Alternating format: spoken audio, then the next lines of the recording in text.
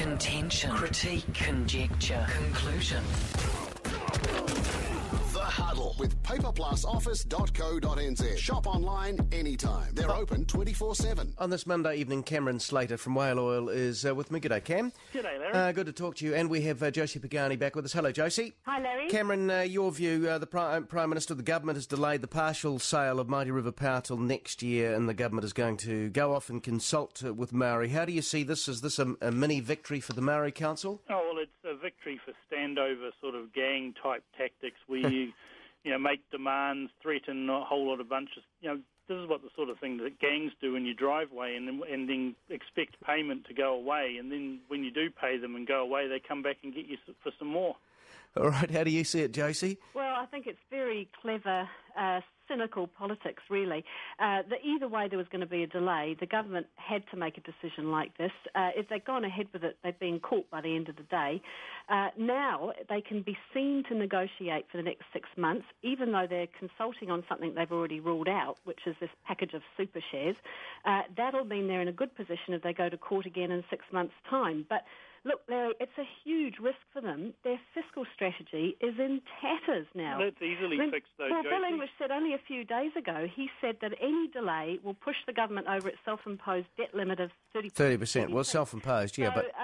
show us the money is going to come back. Those words will haunt John Key. Well, you're assuming that the float early next year is going to bring in, less than it would have done now? I mean, it's still going to bring in the money, I would have thought, Josie, if it's in good nick. It's still a delay, Larry, and this was the thing that Bill English was saying, is that any delay puts out that surplus even longer, and they can't afford to do that. Because the other risk they've got, whether you want a referendum or not, or think it's a good idea, there's now a huge incentive for Labor and Greens to go out and get those signatures, because they've got to the end of September, and if they get to the end of September... Cameron, my view, and I told Mr Norman this the other day, actually on Friday, the petition thing's just a waste of time, because we all know it's non-binding, it's going nowhere. The asset sales will be done and dusted before it gets any headway. Exactly right. I note the Greens are very keen on the result, and Labor on the results of this referendum, but they, ignored several more previously that have been held. But I mean, Josie's right to talk about the fiscal implications, but that's easily fixed. You can just take it out of whānau ora instantly. Say, right,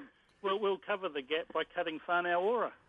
Well, I don't think that's going to be $7 billion, which is what...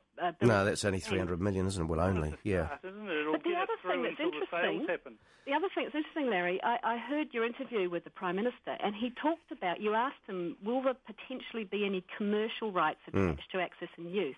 And he conceded that, yes, if tradable rights, i.e. as farmers trade irrigation systems now, if people start paying for water. So if you recognise that, I don't see how in the future you can't impinge on the property rights of the future if you're going to turn around to them and say, oh, by the way, you've now got to pay for the water. So you've got to sort this out now, and that's what he's let the ball drop on. This is still unresolved. Well, plenty of that free Maori water dropping from the skies in Auckland at the moment. Yes, that's true, yes. Yeah, I don't agree with you there, Josie, on the property right. It's got to be settled now because it doesn't really matter who owns the company. But coming back to that fiscal strategy, I understand where you're coming from.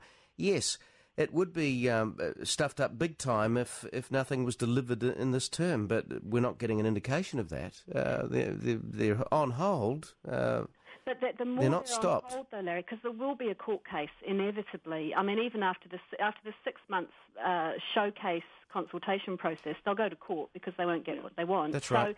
So there'll be a delay again. Yeah. So, in other words, this is a mess. Well, I wonder what the neighbour of the man on the roof is going to think about all of that. All right, we'll come back in just a moment. Cameron Slater and Josie Pagani with me. NewstalkZB, it's now 14-6. NewstalkZB back on the Huddle. Cam Slater and Josie Pagani. To you first, this one, Josie. The Maori Statutory Board, this is in Auckland. They want the ratepayer to pay for compulsory Maori in schools, bilingual street signs, insulation for Maori homes and a bunch of other things. Well, it does sound a bit like a wish list of 49 cultural, social, economic, environmental goals.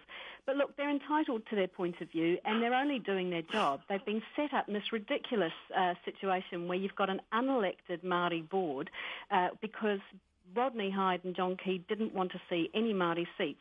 Now, the cost of 2 Māori seats would have been about $80,000 each.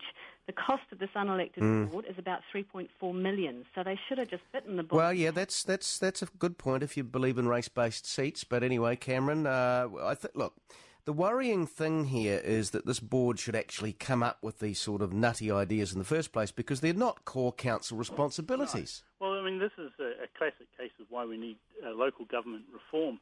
But the worrying thing is not that they come up with nutty ideas. They're going to do that anyway. The worry is the two-facedness of Len Brown, who says on Maori television, yes, this is all great and wonderful, and then to the great unwashed out there, and I guess, again, we'll come back to the neighbour of the man on the roof. He's telling those sorts of people that, oh, no, this isn't going to happen. So you just don't know what's going to happen with Len Brown. All right, Josie, a quick one. John Key is too gay for Helensville, according to Colin Craig.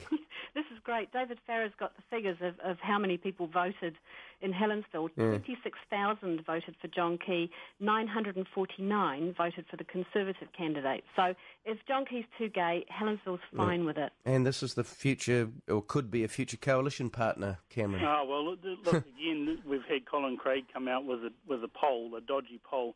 I've looked into the poll details. 355 people, not just in Helensville, across Rodney as well, with no word of the split between those two, and a 5.2% margin of error. It's farcical that he keeps quoting these dodgy polls. All right, thank you for coming on the program, Cam Slater and Josie Pagani. It is now 10 to 6, Murray Deaker to follow.